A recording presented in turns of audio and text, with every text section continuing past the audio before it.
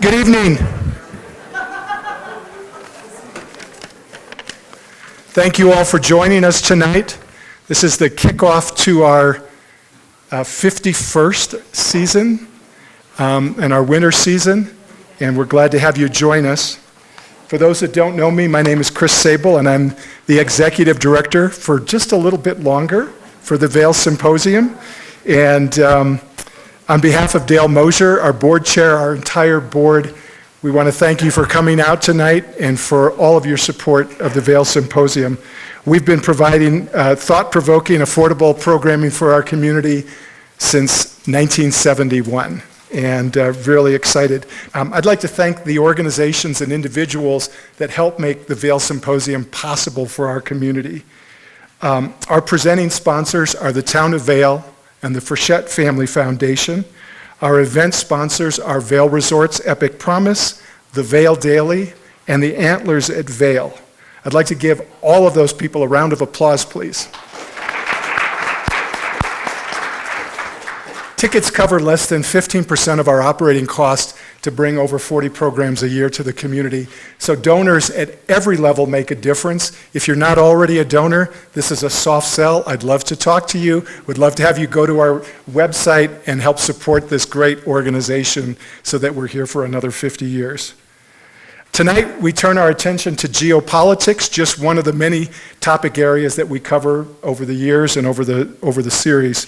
And I want to give a shout out first to our programming manager, Rebecca, and to George, who's our moderator.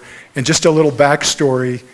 Monday night, the moderator that we had planned to have had a medical emergency and had to cancel. And Rebecca did some great sleuthing, and she found George, and I'm going to tell you just a little bit about him. And we're so fortunate, and he drove up from Telluride today. And fortunately, he had good weather until he got close to Vail where it was snowing. But he made it, and so we're really grateful for all of that. So let me just tell you a little bit about George. He was an NBC correspondent for 42 years, the winner of 3 Emmys, the George Foster Peabody and Edward R. Murrow Awards. He's also no stranger to world crises, which is part of what we'll be talking about tonight. He was in Vietnam, and he was among the Americans evacuated by helicopter just before the North Vietnamese tanks rumbled into the city. He was at Tiananmen Square. He was in Iran to cover the hostage crisis at the U.S. Embassy in Tehran, and one of only 2 American journalists to actually get inside the embassy for an interview with the hostages. And during his career with NBC News, he's covered wars and revolutions in the Middle East, Latin America, and Asia, and his bio goes on, but that just gives you a little bit of his flavor. Our key speaker tonight is Jason Pack. Many of you may know Jason because of his parents who live here. Jason spoke for us about 6 years ago, and the planets aligned that he was going to be here. And Jason is the senior analyst for emerging challenges at the NATO Defense College Foundation. He's the author of Libya and the Global Enduring Disorder. He's an associate. On TV, you have to do this: Libya and the continuing global and the global enduring disorder. You have to get the title right too. Available for sale. They've just stolen. It's all in my notes here. They've just stolen it. So Jason's also associate fellow at the Henry Jackson Society, director of the NATO and the Global Enduring Disorder Project, and president of Libya Analysis, LLC. He does have some copies of his book, which are for sale at the back, and he will be available to sign them and meet you if you're interested. I will come back when we're ready for the Q&A and just give you a couple of notes on that. But thanks again for coming, and it's my pleasure to turn this over to George to get things started. Thank you. Thank you. Thank you all. I'd like to start, Jason, by asking you about a pivotal moment in your life, and that was 9/11. You were at a small liberal arts college in New England, and you were studying biology, I believe, and you decided to drop everything and go to Lebanon. And the question I'd like to ask you is, what did your parents, who are sitting in the front row, think of that decision? Wow, that's certainly not what I thought I would be discussing, but they were amazingly supportive, and probably the thing that they disagreed with most, they had good reason to. I thought that I needed to grow a beard, so for the last 6 months of my time at Williams, I got this like full Amish style beard. And they were like, maybe going to the Switzerland and the Middle East, you're not going to need this beard.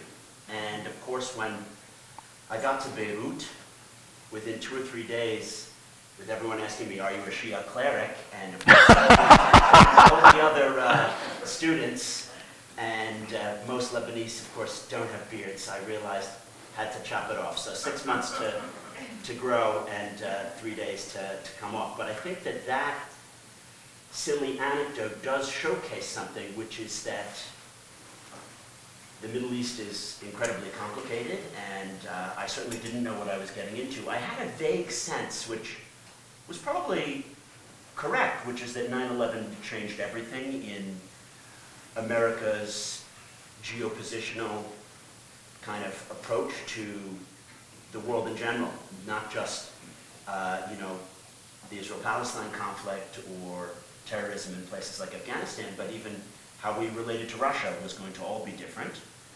Maybe if George W. Bush had not been president at the time, I would have wanted to have joined the Army and participated in that. I had this sense that there was a need for my generation to step to the plate, and that greater understanding of the Arab world was going to be the toolkit to craft intelligent policy towards that region.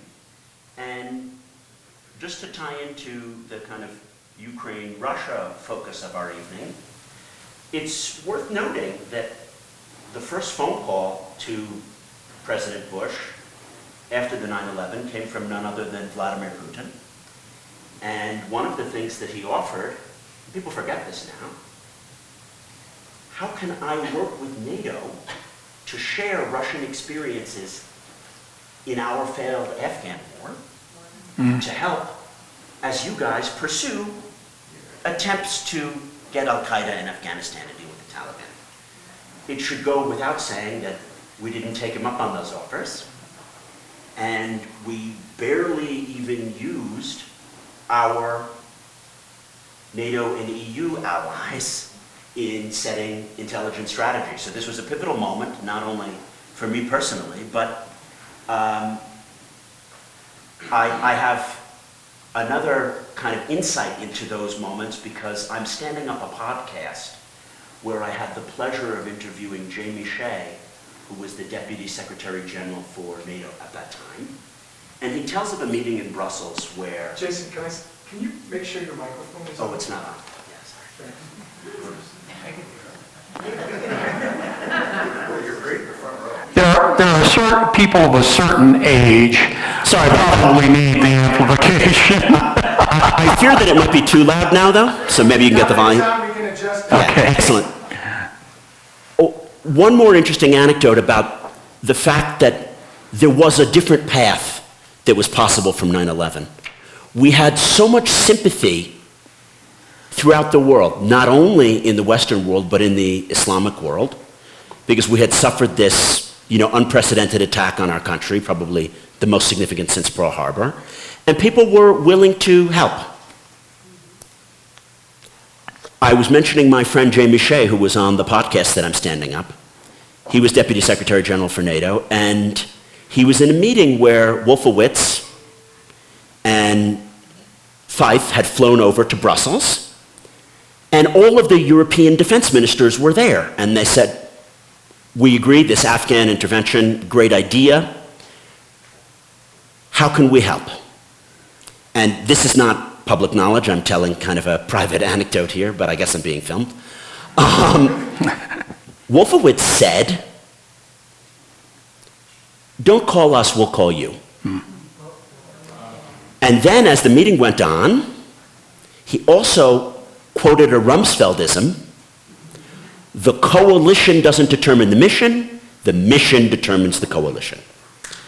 So what do you know? Policy was made in the Pentagon, barely even shared with Foggy Bottom, and this unique moment when we could have made new post-Cold War institutions to deal with threats to the commons, not only terrorism, but potentially other emerging challenges, was lost, and no new novel coordination mechanisms were made. It seems to me we have a long history of missing opportunities like that. But we've also, to not talk down the United States' ability to create global institutions, essentially the US created the Bretton Woods institutions, the UN and NATO. So after our victory in World War II, we were amazingly genius at pinning our allies into structures where we coordinated with them for shared missions.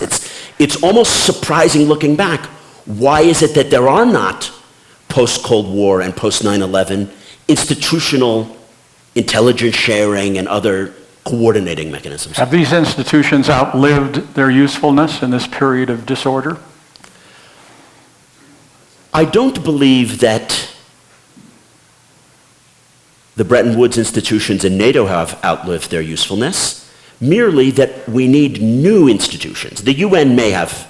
Yeah. It's not fit for purpose. It really enshrines power realities that no longer make sense. I mean, as we all know, Russia sits on the UN Security Council. They veto, anything that can help make the world a more coordinated place, and that probably doesn't make sense. But I don't think that the post-World War II institutions are moribund, and we've seen the reemergence of NATO as a great coordinating vehicle, but they're certainly not fit for purpose for the 21st century challenges of cybersecurity, misinformation, climate change, tax havens, because those were not the primary issues of the day in 1946.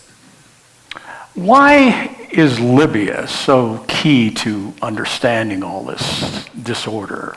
Okay. My contention in my book is not that Libya is the geostrategically most important conflict or that Libya is key to understanding global affairs, but rather something more subtle. Libya is a microcosm, you could substitute Syria or Ukraine or Yemen, within which we can study the way in which our current disorder plays out. Okay? So I happen to have lived in Syria for many years, but I'm not a Syria expert. I study Ukraine and have written about it, but I've never been there. I look at Libya and I unpack the coordination failures and other features of the enduring disorder. For example, the inability of even our core EU and NATO allies to be on the same side of various conflicts through the prism of the Libya conflict. And beyond that, I would say that Libya is quite important because it might be the first arena post-2011 in which all of the key features of the global enduring disorder played out. To quickly adumbrate those what are key those features? I would say the primary one is the inability to solve collective action problems. Like global warming or? Global warming is a quintessential collective action problem. Right. Rather than delving into each one, I'm just going to adumbrate them now. Okay, all right. Maybe the second feature, which is even more important than the first, major powers seeking to disorder the world rather than to impose an alternative order or an order for their own sphere of influence. What does this mean? As much as you might dislike the Soviets and think Stalin was a butcher, he had a fully formed ideological and economic system that he wanted to implant not only on Eastern Europe, but throughout Africa and Latin America. Anyone that would listen, they exported their form of order. That's not Putin today. Putin doesn't have an economic system.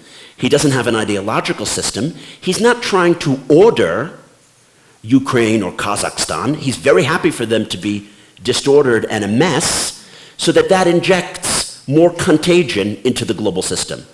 I contend that China, Bolsonaro, Brazil under Bolsonaro, Viktor Orban's Hungary, these are not alternative poles of order. They are disordering elements, and we've seen that that is even something that happens in major Western countries. The neo-populism of Trump and Brexit differ from traditional forms of hard right ideologies in that they are not fully formed orders.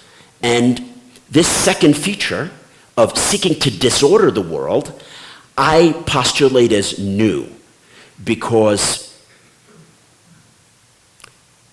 in the late 19th century and the period that led to World War I, and then the interwar period and World War II, you had competing rival power centers. Germany was threatening the British Empire, but they had an order. You might not have liked that order, but it was a fully formed economic, social, and ideological system. We don't see that now, and I am aware of this phenomenon, but I'm shocked the extent to which it is not covered in reporting about China. The Chinese do not seek to order any of the world's major hotspots. They're obviously the world's second largest economy and the second most important kind of global player. What is their position in the civil wars in Yemen, Libya, Syria, even Ukraine? They don't have a solution. They don't attempt to order it. They're happy to sell widgets and extract resources. And that is really quite new, that a rising power like China does not have a desire to order the world's troubled spots. You're saying they profit from disorder rather than from order? I would think that their commercial markets would be in better shape if the world were a more orderly place. You might think that, but they are quite happy to leave the order providing to someone else. Not that they necessarily want to see the European or Western economies collapse, because then we couldn't buy their widgets. Of course they wouldn't want that. But they don't see it as their role as a rising power to step up. And if we contrast this with the gradual decline of the British Empire, as the British Empire was declining, the US picked up the slack. We essentially one-to-one slotted in. You know, they kept the Straits of Hormuz open so that the tankers could flow through. As soon as Macmillan gave his East of Suez speech, we picked up that global order providing role. And they used to, through the sterling system and the role of the City of London, finance global trade as soon as they were unable to do so. And that happened a little earlier, as early as World War I, because they became in debt to New York. New York stepped in and financed a global trading system. The Chinese do not see their role, and some people say, well, this is the Middle Kingdom, they have a different civilizational approach, you know? But they're not order providers, and this might make it quite different than any of the other aspirants to global hegemony over the last 500 years, and that they lack this order providing desire, let alone capacity. And then there's this question, that I mentioned about neo-populism, but I'll pause there before saying other features of the enduring disorder. You think 2011 is a key year, because that was the year of the Arab Spring, where a lot of strong men in the Middle East were falling by the wayside because of popular uprisings, and one of the guys who fell was the late, great Muammar Gaddafi in Libya. Why is 2011 so important? I think 2011 is a very important signpost as we're moving to the enduring disorder, because it's the first time that a range of geopolitical crises happened since World War II where America was not leading the Western response. How do I mean? If we look at Libya, the West acted in unison, but it was the French and British who pushed for this no-fly zone. Obama sat on the fence, Susan Rice and Hillary Clinton wanted it to happen. We had one foot in, one foot out, and Obama's supporters said this was leading from behind, and Obama critics said it was dereliction of American duty. Do you know what I mean? That we can't be letting Cameron and Sarkozy be the key players in figuring out how this reconstruction phase was going to happen. And they couldn't figure it out because among the non-American NATO allies, there's not a natural leader. Was it the Italians were going to coordinate on oil and gas, but the British were going to do the institution building of the post-Gaddafi security forces, but the French were going to do humanitarian projects? No, they fought over all these things, and that's how you ended up in a situation whereby, from 2014, when the first post-Gaddafi civil war starts, you have the Italians and French on opposite sides of a hot civil war. That's something that was unthinkable in the Cold War period. Yeah. Reagan would have picked up the phone and been like, I can't have two of my core allies fighting on opposite sides of this civil war. Knock it off. Major NATO members. Major NATO members, core EU members. Yeah. And then I think that 2011 is very important to how we got to today, not only because of this withdrawal of American order providing services and the feud that happened among core Western allies, but for another more insidious reason.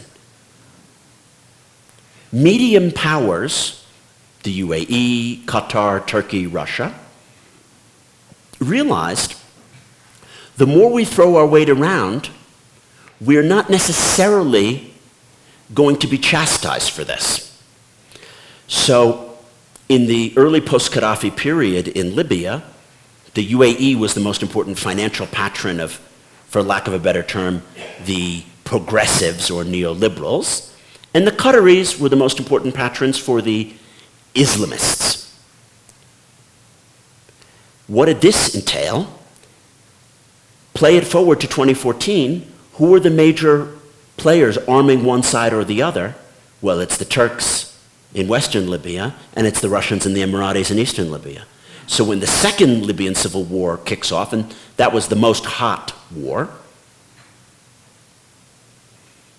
the Russians and Emiratis are funding and arming Haftar, and we have the Wagner group, doing a lot of tactical maneuvers. Maybe you ought to explain who the Wagner group is.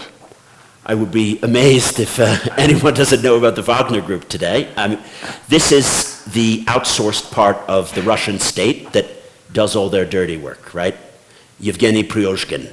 So whenever they want to have plausible deniability in Ukraine or in Chad, the Wagner group is their elite force, which conducts every kind of special operations. So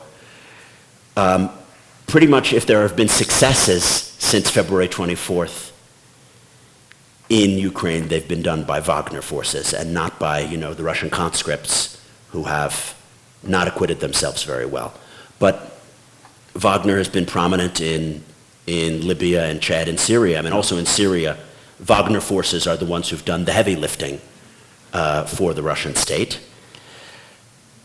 But this dominance of medium powers meant that when Tripoli was on the verge of falling and the UN-recognized government said, we need help, who did they turn to first? The US. Trump said no. Who did they turn to second? The UK. Boris said, we're tied up about Brexit, I can't help you out. Who did they turn to third? The Italians. Oh, we can't do this on our own, we don't have the expeditionary capabilities. And who saved Tripoli? Turkey. Turkey invented a novel form of drone warfare, the most sophisticated that the world had ever seen at that point. And they saved Tripoli from being conquered by the forces of Haftar and Wagner.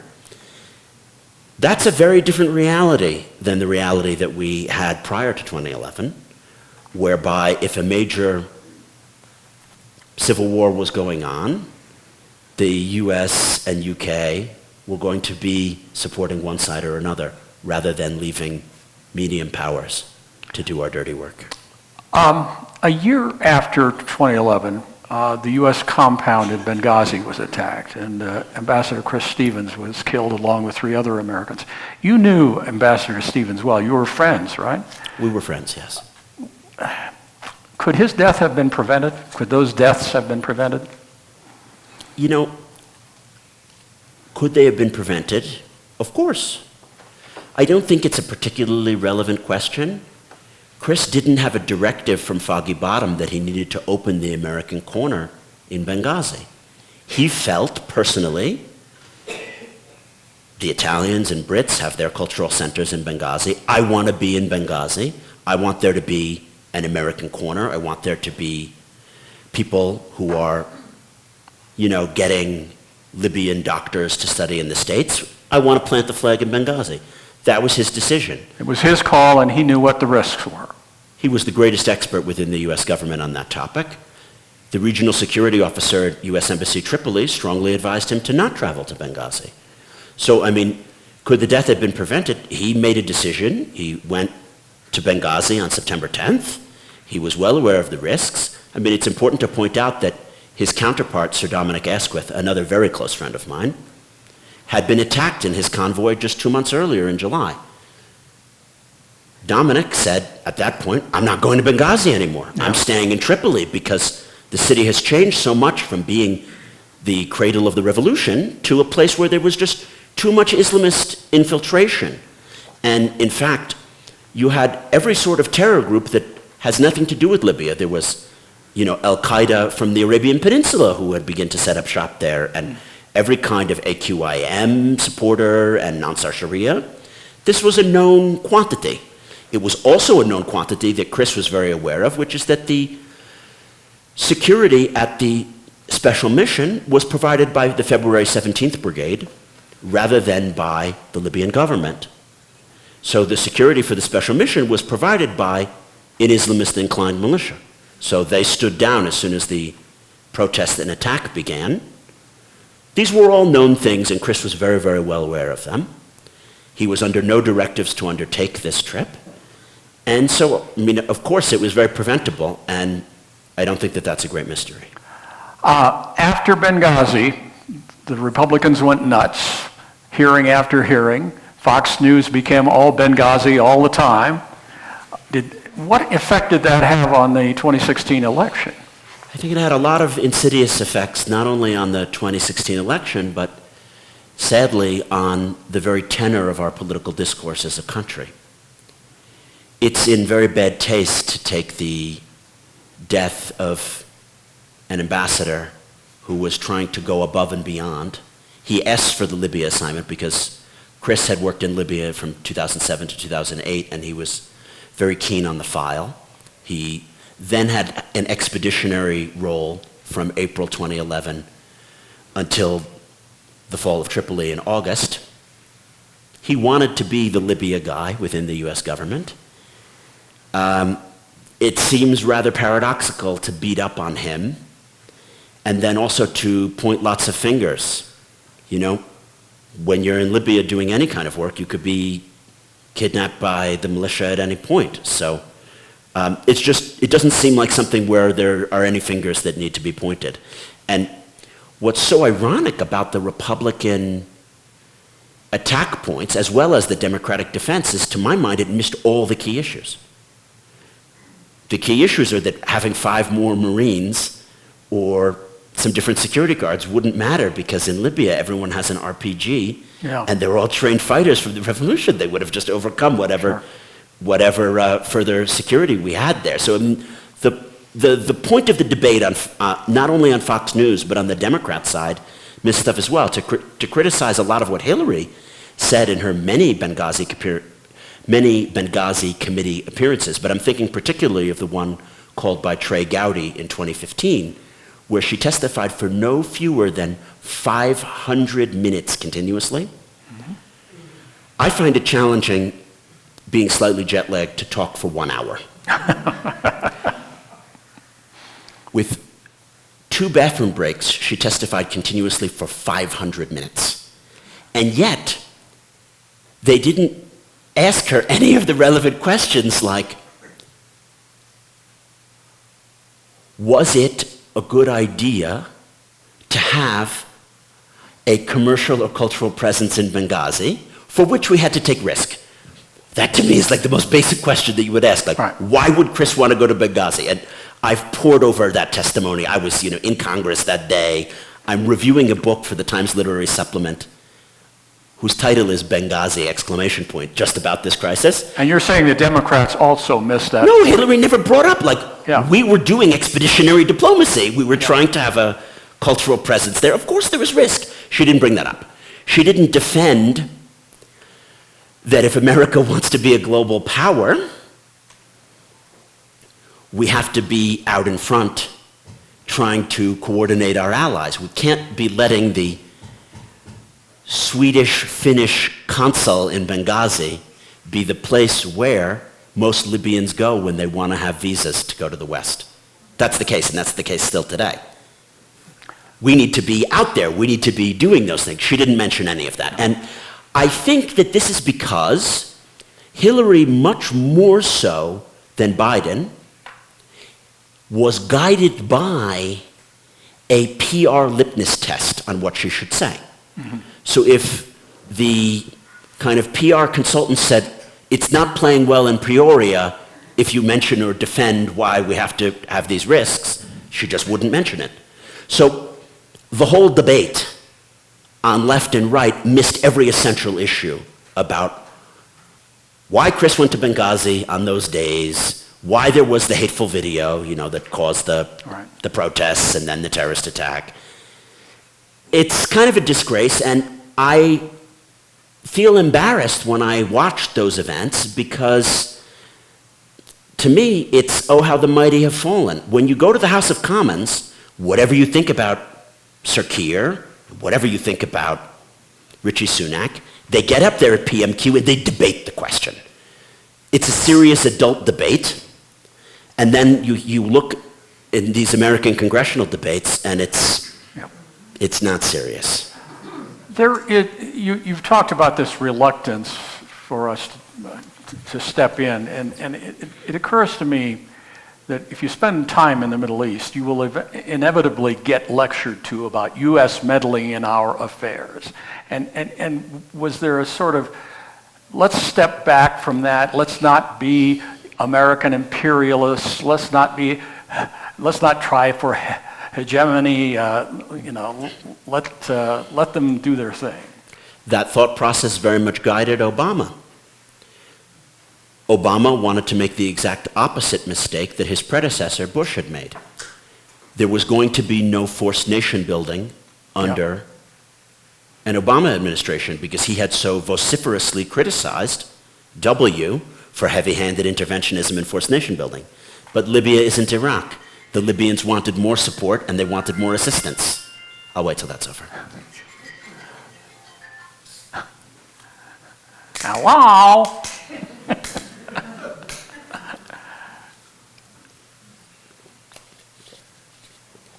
The way you phrase the question makes me think that Iran was a very formative experience for you. Because it was. I spent 88 days there listening to those are Iranian-style talking points because we had a coup to overthrow Mossadegh. Right. And an Iranian would say, we've been constantly intervening in their affairs. This is, let me just explain that. In 1953, they had this prime minister, and we and the Brits decided to overthrow him to make Iran safe for British petroleum because he was nationalizing the oil industry. And we installed the Shah. And they haven't forgotten that. And they didn't forget it in '79 when they took over the U.S. Embassy. And nor should they. No. But the point is that the Libyan context is quite different than the Iraqi or Iranian contexts. But they lecture you about U.S. meddling, don't they, from time to time? Not really. Really? That's not a Libyan talking point. It's a Palestinian talking point, I know. Sure, but Libya is nowhere near any of those places. Right. I was just in Libya 4 weeks ago, and I try to go yearly. How is it there now? It was really, really safe. It was one of the best trade missions I've ever had. Obviously, the country is completely dysfunctional. There's no UN-recognized prime minister. They had an oil blockade exactly from the start of the Ukraine war at the time when Libyan crude was most valuable, that kind of stuff. But the Dbeiba-aligned militias keep Tripoli safe, and you can get out and about. But if you're an American, the most common thing that you're going to hear from any Libyan interlocutor is, where are the American oil field services firms? Where is the American English language schools? Why is the hospital closed? Why is whatever? there is an abandonment complex, and I would say there's only one place in the Middle East where it's more pronounced than in Libya, and that's in Kurdistan. Obviously, we abandoned the Kurds. Trump physically abandoned them. So it's really quite the opposite. The standard Libyan discourse is that America let us down because after Benghazi, with our tail between our legs, we fled. And we let them, high and dry. Right. And we did the same thing in Afghanistan, pretty much. I think that's a little bit more complicated. We did occupy the country for 20 years and do more forced nation building than you can possibly imagine. But in the process, we abandoned a lot of people who worked with us. There's no doubt that if you're a secular female judge, and I know a few who've been resettled in Britain, you do feel abandoned personally. But we did spend 20 years and more than $1 trillion, very stupidly, and we empowered a lot of corrupt Afghans during that process. But given the nature of the enduring disorder, the inability to coordinate with our allies, the broken nature of U.S.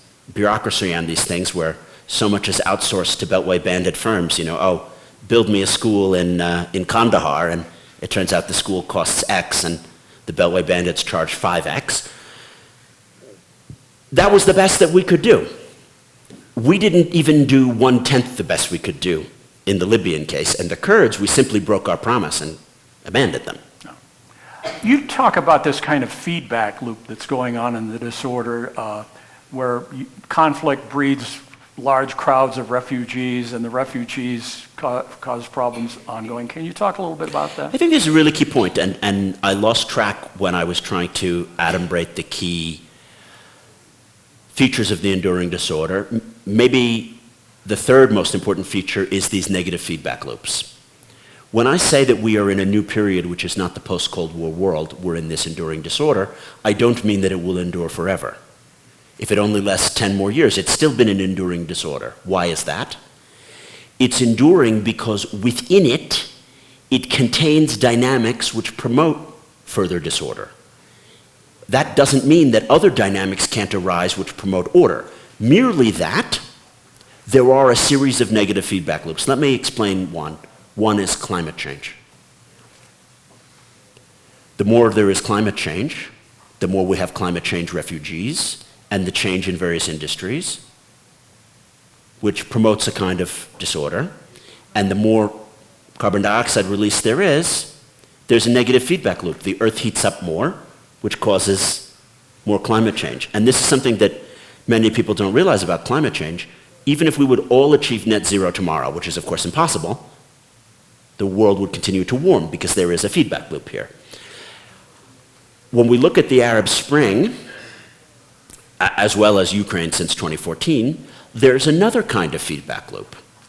The very implosion of the Libyan and Syrian states after 2011 led to a stream of millions and millions of refugees. In the Syrian case, the refugees are Syrian. In the Libyan case, none of them are Libyan. They're merely sub-Saharan Africans from Eritrea, Nigeria, Sierra Leone, and other places who were not able to get to the Mediterranean otherwise, but because of the implosion of the Libyan state, they can. And they knocked at Europe's doors. And what has that done? It's driven European politics to the neo-populist right. First, you had the rise of the five-star movement in Italy, Conti. And then you had people like Nigel Farage putting, pictures of refugees coming from Turkey on the side of buses. You would not have a successful Leave vote in England except for the fear that being in the EU meant that these migrants could come to the UK. Of course, Brexit being the sham that it is, more migrants are coming to the UK after Brexit than had previously, but they also promised £350 million per week would be able to be spent on the NHS, and obviously that hasn't happened.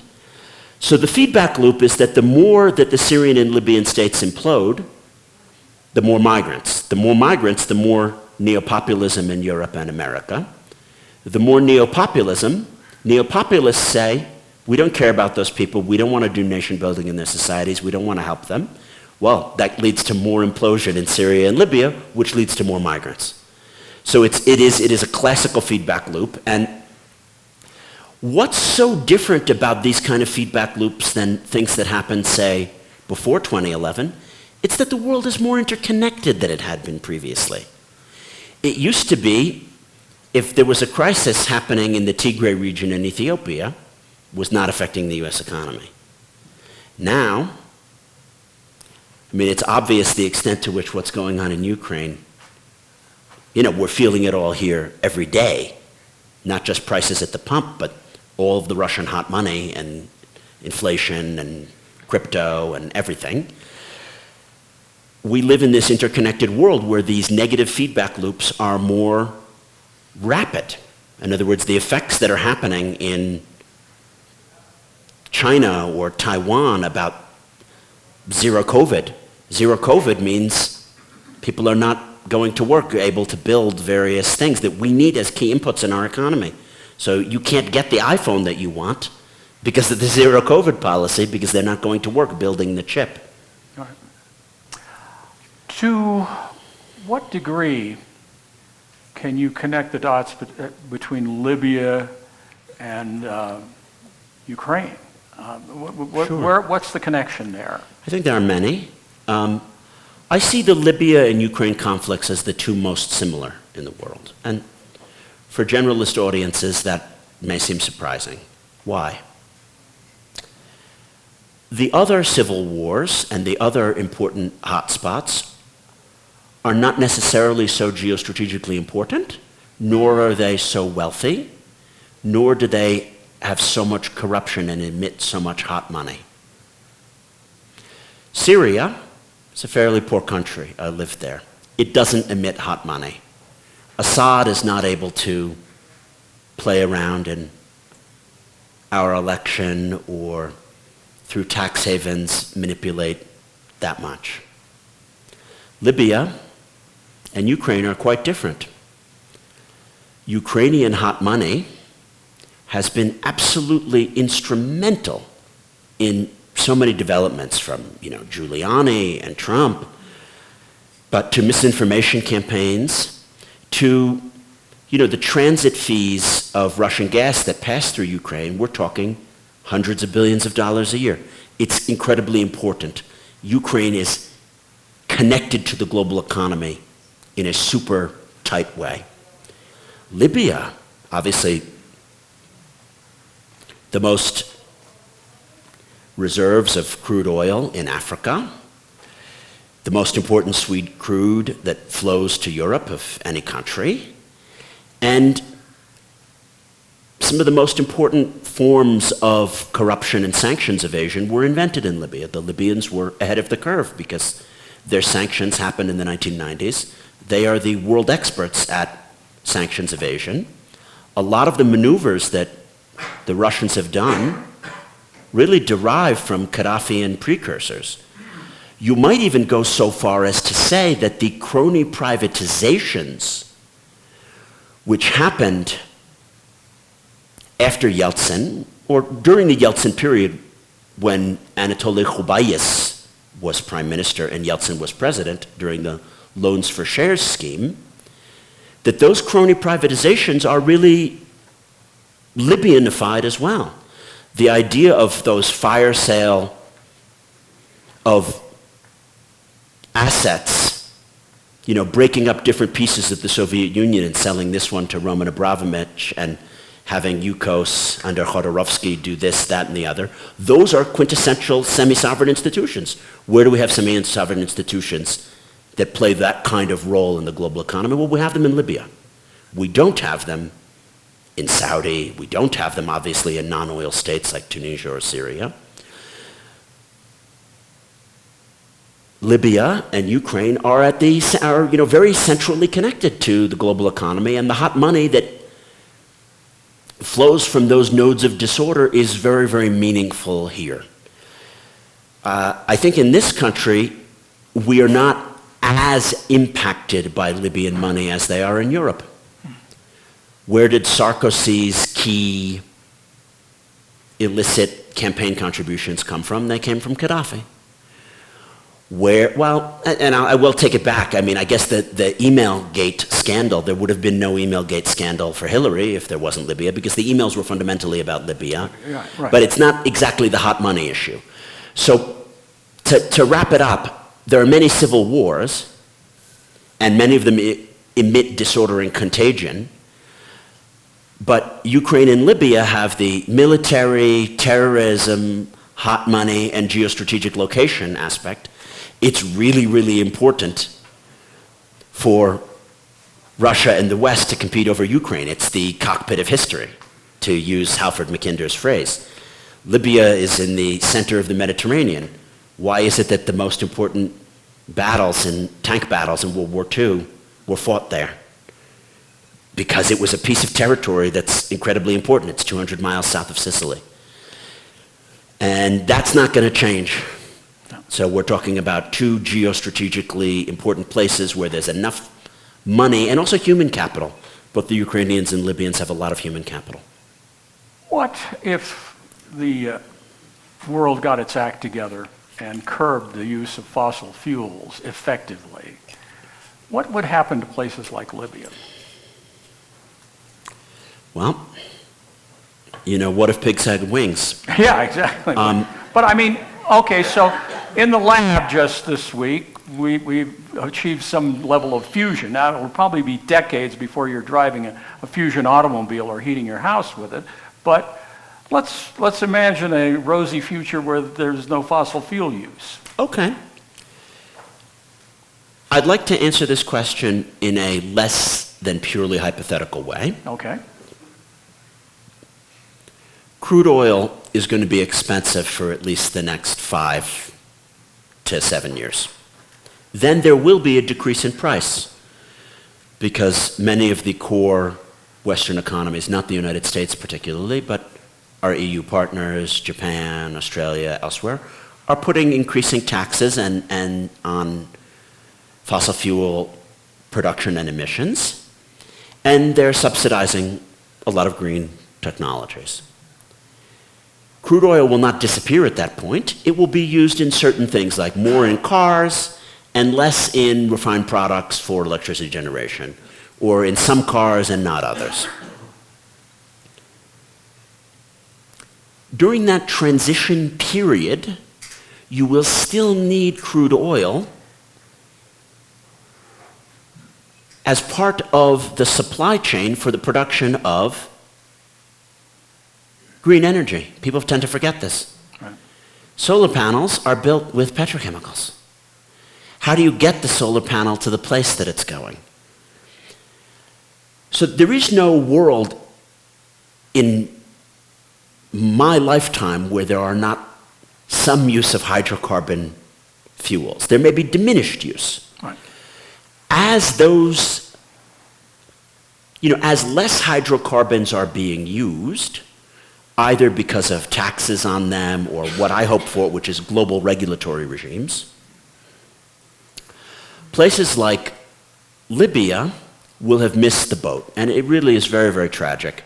I didn't get to meet Mustafa Sanallah on this trip to Libya because he's no longer chairman of the NOC. But when I met him last year, I hosted the American Chamber of Commerce mission to Libya.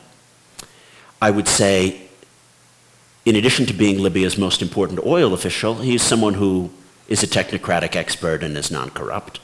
He told me, Jason, this is a huge tragedy. We really have only 5 to 7 years to get the investment in. And if we don't get the investment in, we can't become the major exporter of solar energy the way the Algerians and others can. Yes, Libya has some of the best sunlight for solar energy generation of anywhere on Earth. Better even than equatorial states. It also has an advantage over equatorial states, the proximity to Europe. You already have an interconnection of the Libyan electricity grid through Tunisia directly to the European electricity grid. But because they will have not gotten in the investments to upgrade the grid, they will miss the green energy boom. They've also missed the ability to do flare gas capture. The Saudis and Kuwaitis and Qataris and Emiratis didn't miss this because their states function. The Libyans will really be the tragedy case here because, I'll use the Emirates as an example. They're far, far ahead of us on flare gas capture because they understood there's going to be a world where dirty production of hydrocarbon energy is going to be frowned upon, and there are going to be taxes on it, and people aren't going to want it. Why don't we get ahead of the curve and start producing our energy in a greener way? Well, it's nice. They have $1 trillion sovereign wealth fund, so they direct some investments, and they're far more advanced than we are on their green energy needs. So I'm not worried about the Emiratis and Saudis because they are, in addition to the fact that they just get enough returns from their sovereign wealth investments that they don't even need hydrocarbon exports anymore to keep their economies afloat. Obviously Dubai's economy doesn't even revolve around hydrocarbon exports at all.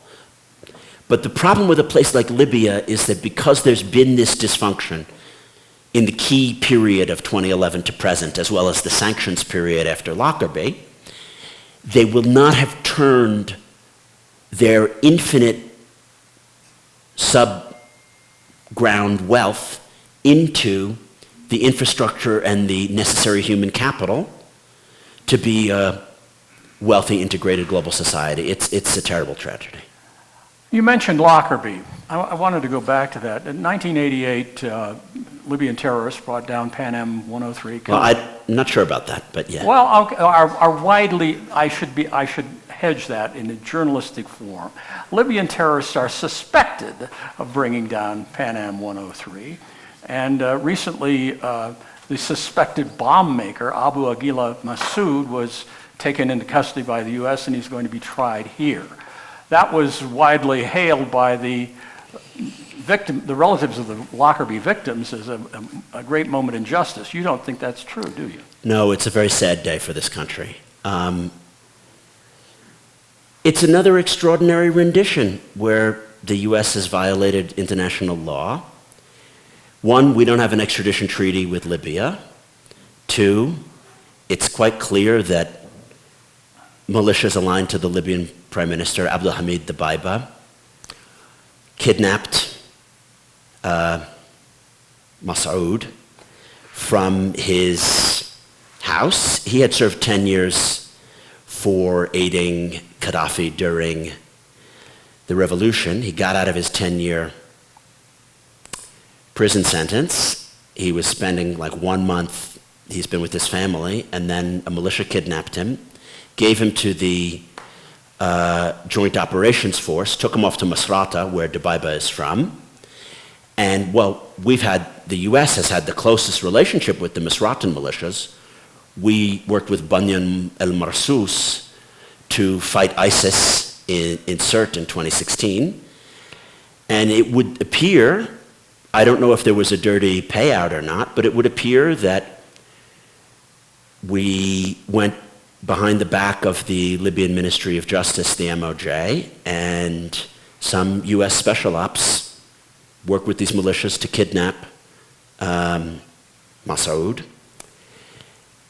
And yeah, I know that these extraordinary renditions happen, but it's very, very bizarre to me why we would do an extraordinary rendition when we signed the Camp Zeist Accords in 2000, which was a promise to the Libyan state that Libya would have no further legal indemnity or legal liability once they paid the $2.1 billion to the families, which is worth pointing out. Per victim was the highest settlement ever for a payout to families of terrorists. And we signed on the dotted line, which said there will be no further prosecutions. And, you know, we didn't even have good enough evidence to get Khalifa Fahimi. You know, Khalifa Fahimi was acquitted at Camp Zeist. Only Abdul Basit Megrahi was convicted. But the evidence against him was pretty flimsy. So this evidence against Massoud is based on a tortured confession. I think that there's a pretty shady deal here, and it seems that the Biden administration wants to have one of these, wins, just like we did this bizarre prisoner swap for the basketball star, Brittany Griner. It's very weird. I know these things play well in the domestic U.S. press, but they don't play well in think tanks, and they certainly don't play well in policy circles. Most State Department diplomats would think you just undermined everything that we're trying to do. I bet there aren't too many tears being shed for Massoud around this country, though. Did you see the documentary My Brother's Bomber? Yeah, made by the brother of one disgusting. Of the victims? Beg pardon? It's very embarrassing, that film. You think it's embarrassing? Yeah. I think it's well documented. Okay. I mean, I've been following Lockerbie since I've been in the Libya field. It's something that I feel very passionate about and I follow very closely. The Libyans and certainly the Gaddafi regime can clearly be linked to the UTA bombing.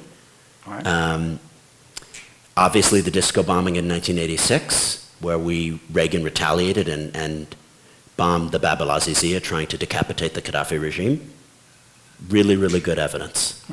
On Lockerbie, the evidence is so flimsy, it's based on so many conjectures and coerced confessions and stuff. But when it comes to Massoud, we already signed a binding international treaty at Camp Zeist that there would be no further prosecution of Libyan individuals. We did our prosecution. The Libyans paid out their blood money.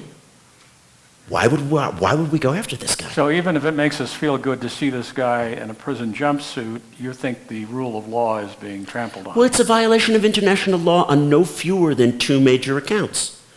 One, it's an extraordinary rendition.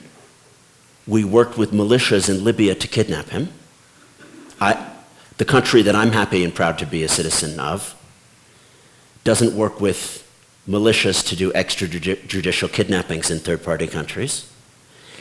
And then there's this other dimension, which is that we expressly signed an internationally binding treaty that when it comes to Lockerbie, there would be no double jeopardy.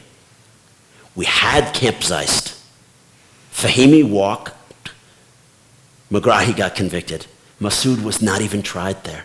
Megrahi got off after 9 years with prostate cancer on a compassionate release. Because we agreed. And then he lived many years beyond that. He lived 3 years beyond that. Yeah. We agreed at Camp Zeist to try the Lockerbie victims under Scots law.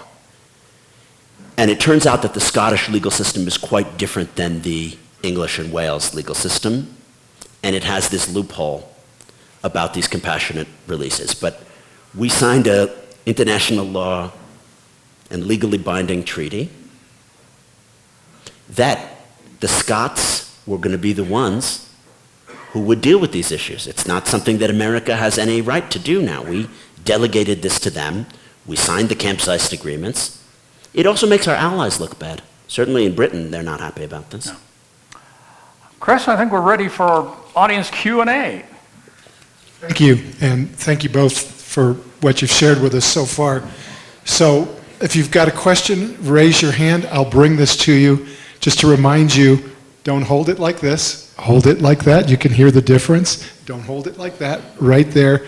And as always, I suggest try to make sure that your question is concise and an actual question. We want to get to as many questions as possible, so we don't want a lot of backstory tonight. So we'll start over here, and I will... And to paraphrase the late, great Alex Trebek, please make your question in the form of a question. Mine's really simple. If the 3 suspects or 4 suspects in Lockerbie, you believe that they're not responsible for the bombing, who is?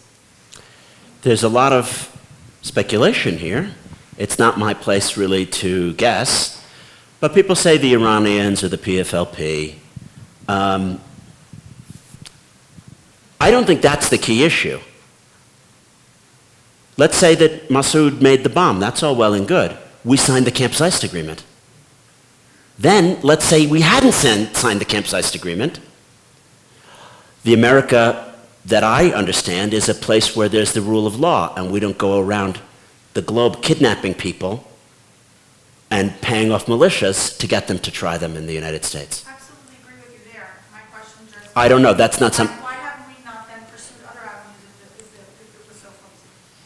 Why have we not pursued the real culprits here? Is this another... Well, that's a very, very, very complicated question, and I'm not someone who's a fan of too many conspiracy theories, but it was quite convenient when Reagan had failed to decapitate the Gaddafi regime, and that was a stated aim of his, you know, when he called him the mad dog of the Middle East in 1986, when we bombed his compound, and assassination attempts on heads of states are actually quite rare. America doesn't engage in them very frequently.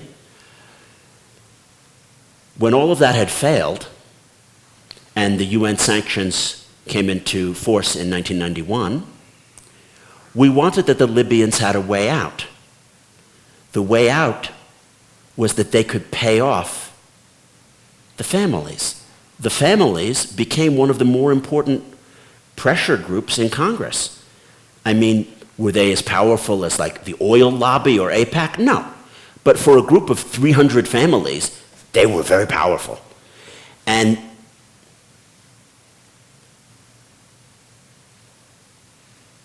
the diplomacy was structured in such a way as to extract this very large settlement, $2 billion.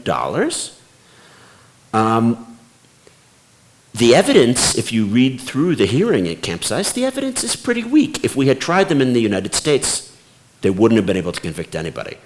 Do I know if they did it or they didn't do it? No idea. And I'm not in a position to know that, right? I'm not an intelligence officer. What I am in a position to know is how the legal and diplomatic processes played out. And the families all signed a waiver, which is that if they accepted their payout, they were not going to do double jeopardy and try further prosecutions. I see the administration here, the Biden administration, as wanting to be tough on terror. And there has been a thing in this country since 9/11 where democratic administrations, this is a paradox, right, feel more of a need to do these tough on terror things, like obviously Obama killed Osama, which is pretty fun and that was great. But he also did many, many more drone strikes. Something like the number of drone strikes, and these are extrajudicial killings, right? We assassinate people abroad there's no rule of law that allows that. There were more under Obama than under Trump and W combined. So there's something going on here where it seems that democratic administrations really want to do these wins. You know, we seem strong somehow. Yeah, it kind of echoes LBJ. He didn't want to be seen as soft on communism, so he escalated Vietnam. Yeah, and this undermines our Libyan allies. It's very bizarre, but yeah, I digress. Yeah. Next question, please stand and ask your question, thanks.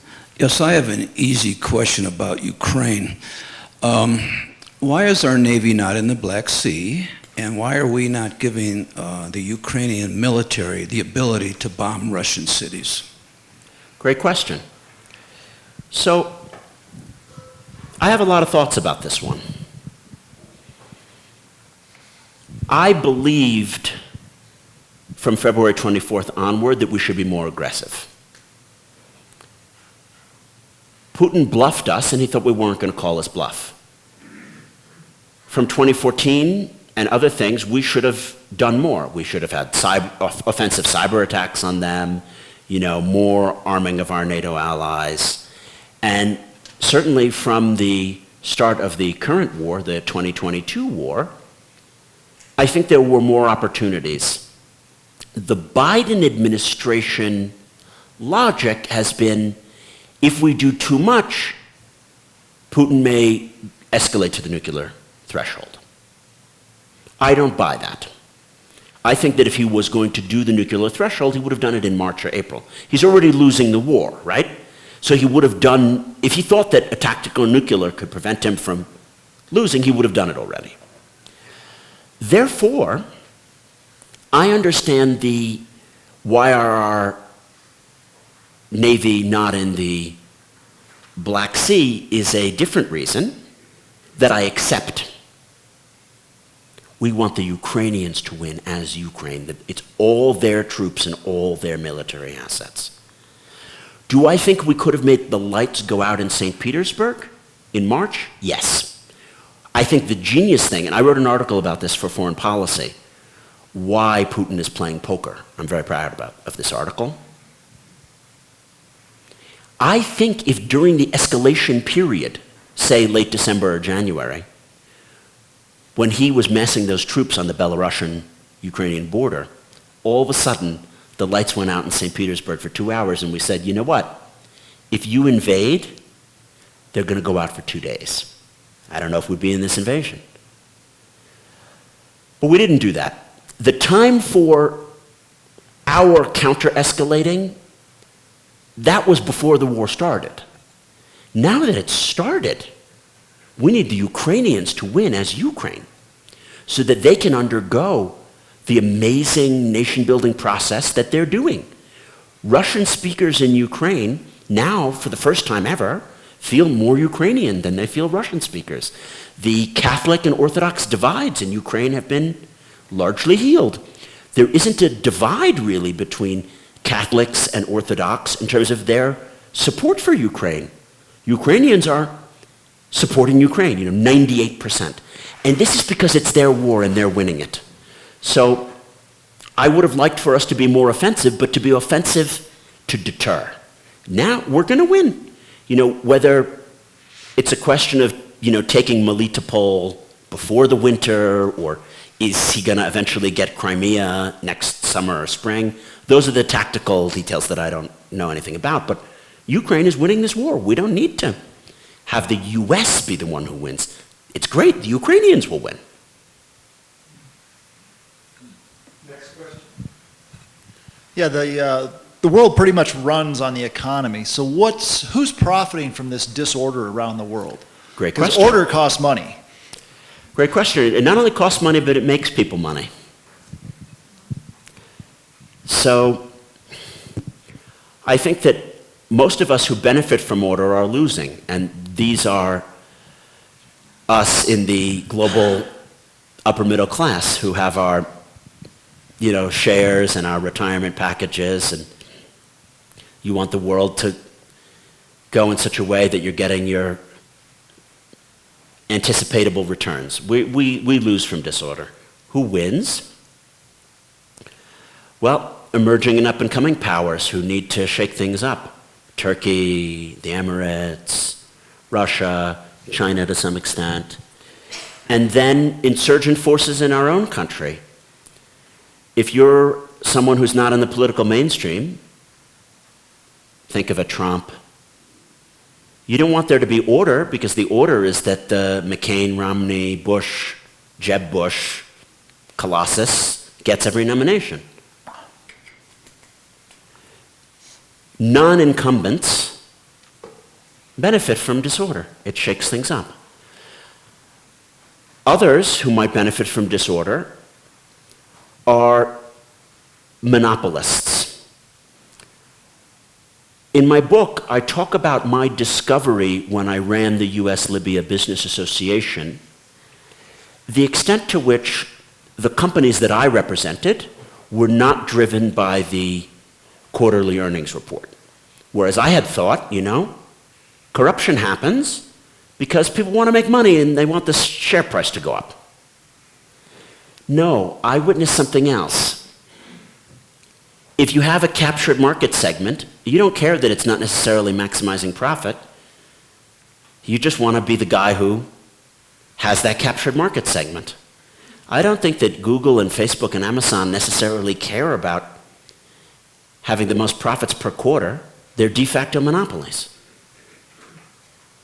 They would rather make sure, even if it requires them being inefficient and having a few bad quarters, that their monopoly isn't broken up and that you don't have some kind of antitrust legislation wielded against them.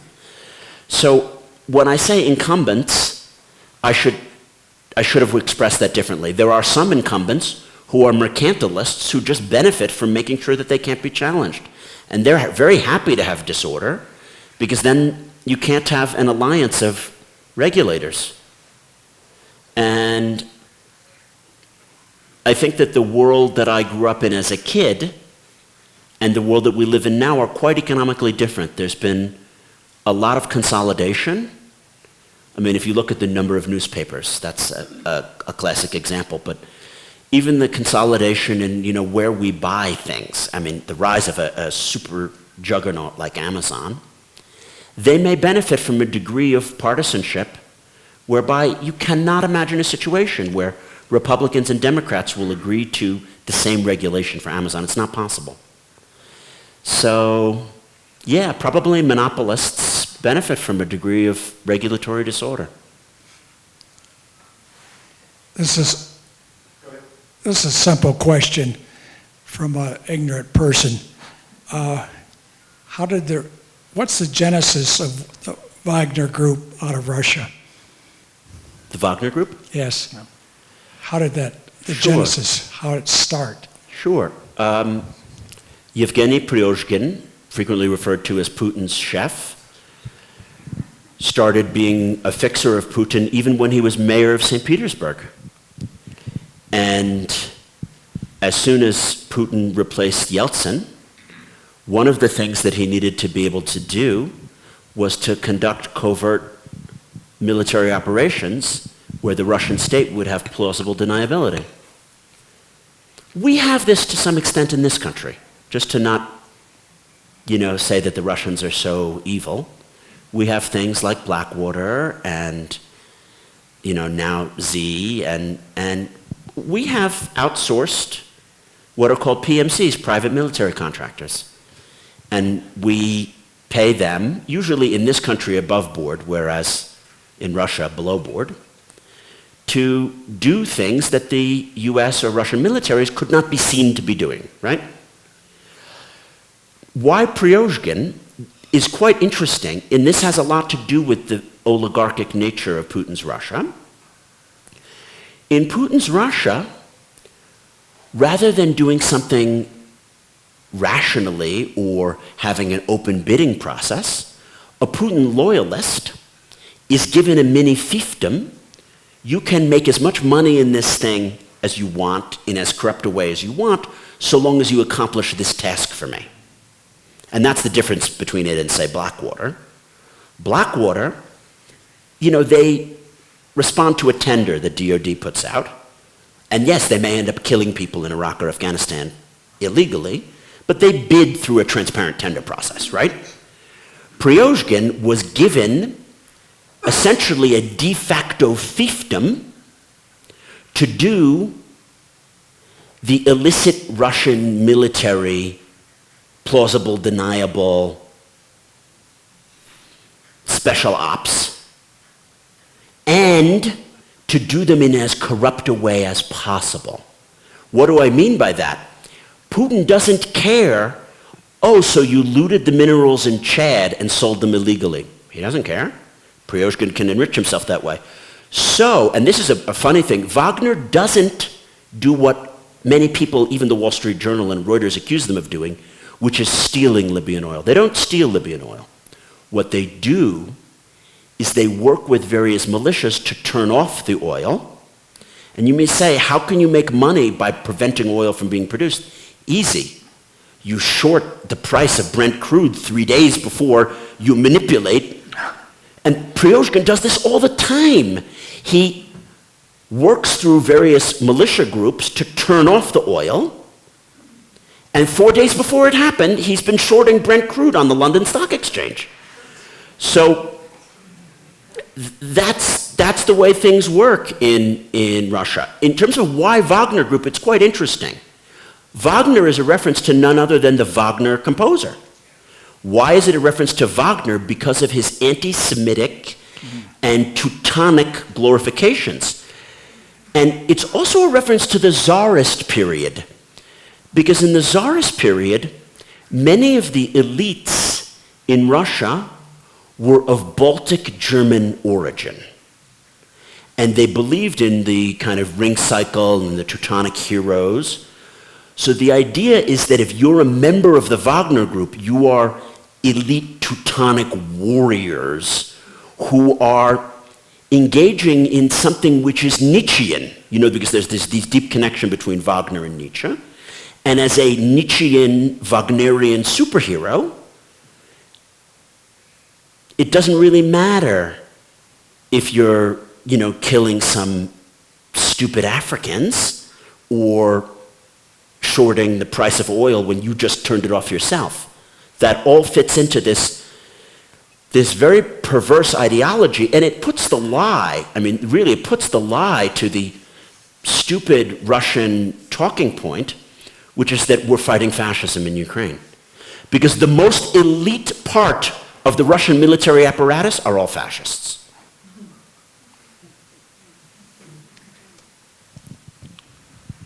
I had a question relative to strategies of countries like Russia, China, etc. You talked about China not having a real strategy, but it seems to me that they have a very strong economic strategy with their Belt and Road Initiative and what they're doing in Chile and all over the world, and significantly focused on economic empowerment of China. And so is that a strategy in your definition of how countries would develop such a strategy? I think China has a strategy. I never said otherwise. I believe that they do not see themselves as global order providers. Those two things are completely different. The Chinese are probably more strategic thinkers than any Western power. They're thinking 9, 10 moves ahead because they don't have to fight elections. And something about the Chinese tradition of, deep Mandaриnism. They become experts in issues and they're planning 20, 30 years in the future. So they're very, very good at resource extraction strategies and cultivating allies through the Belt and Road Initiative or buying up a strategic port in Pakistan because that will help them in developing something else. I don't believe that those strategies are about replacing the Western rules-based order with a neo-Confucian order. Whereas the kind of China rising thesis, maybe you've heard of Kenneth Pomerantz, is the idea that, and this is old stuff going back to the 1990s, that the Chinese were going to gradually replace our Western order with a neo-Confucian order. And it would have cultural tropes, and we would, learn Mandarin, and we would listen to Chinese music, and it would be an order, and they had an economic system. That I don't see. They have a strategic way of looking at the world, and yes, they may want to get Taiwan back. That seems quite clear. But they don't want to have to be called upon, this conflict in Ukraine is going on too long. Smash heads together, get Putin, Zelensky, and the NATO countries in a room, fix it. They don't want to have to do that. They're very happy for the conflict to go on. They're not interested in order-providing services. To what extent does global disorder get fueled by the internet and by social networks extent. Whose algorithms emphasize conflict? A huge extent.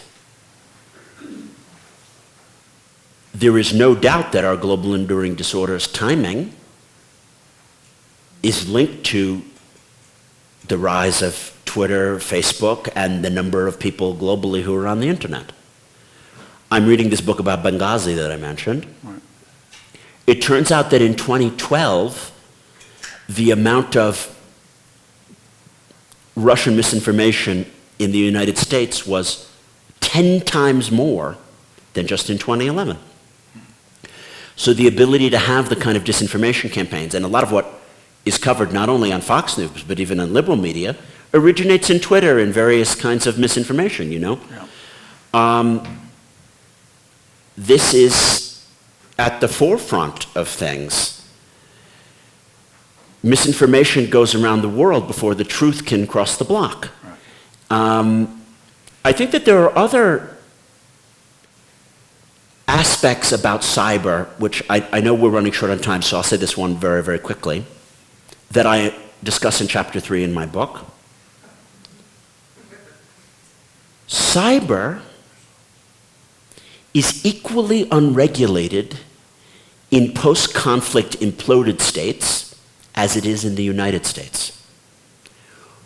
We have such a totalitarian view of free speech here, we don't really regulate the cyberspace. That's exactly the same situation as in Libya and Syria. There's no state at all. They also don't regulate cyberspace. There's something in between. Germany, they have anti-hate speech laws, they have anti-Holocaust denial laws, they also have European regulatory mechanisms. They do a significant greater degree of policing misinformation on cyberspace than we do in the United States. Then as you get towards like authoritarian governments, there's the great Chinese firewall. The Emiratis are like the most advanced at this on the planet. In the Emirates, you can do WhatsApp texts because they can read them all, and you can't do WhatsApp calls because it's too challenging for the intelligence services to process all the WhatsApp calls. But texts are really easy because they can search them. We do not have a coherent strategy in the Western world about how cyberspace should be regulated. Do I want to curtail free speech so that we can prevent misinformation? No. I'm more on the American free speech absolutist side than on a European. I think I have a John Stuart Millian approach.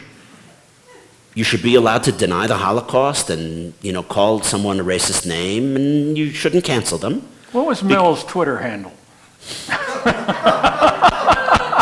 No, because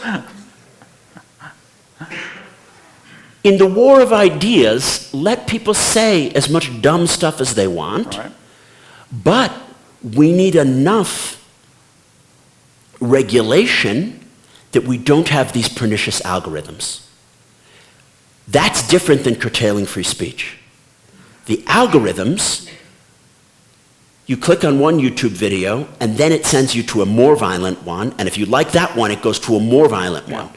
And Facebook, whatever gets the most reactions, even if they're hateful reactions, are the things that people see most. That's not free speech. That's a bizarre